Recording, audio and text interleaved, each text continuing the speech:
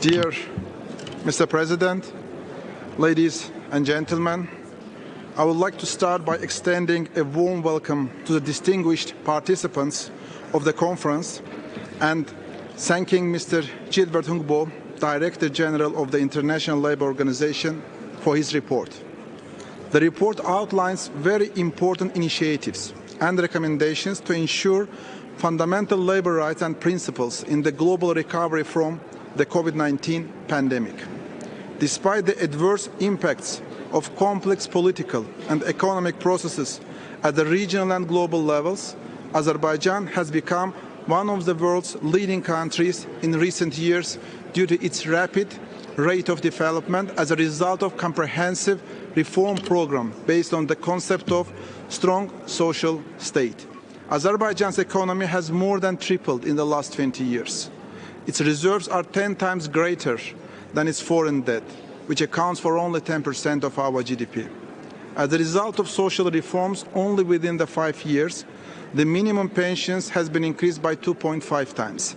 The average monthly pensions has been increased twice. Allowances have been increased 5 times. Minimum wage was increased 2.7 times.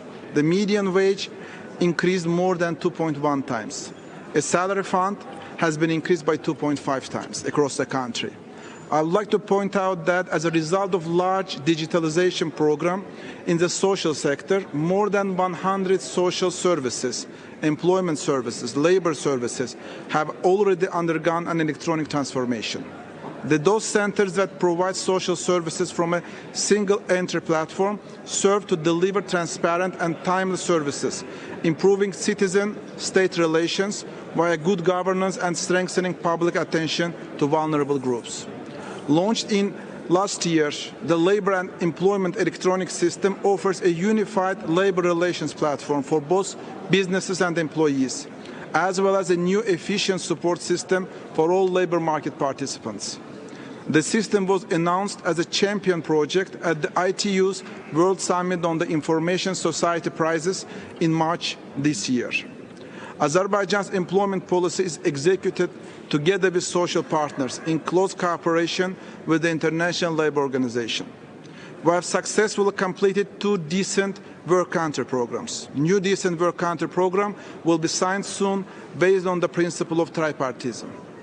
Being a party to 59 ILO conventions, including 9 fundamental and 4 priority conventions, Azerbaijan has continuously given considerable focus to increasing the number of ratified conventions. On May this year, the formal ratification of the Convention number 155 on occupational safety and health was communicated to the ILO Director General for registration.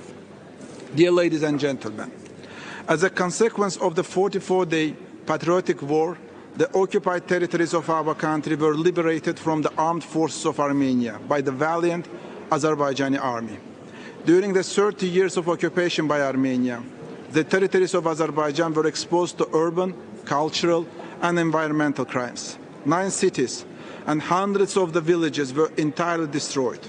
Since the end of the war, 302 Azerbaijanis have been hit by mines as a result of mine terrorism, and 57 of them have lost their lives.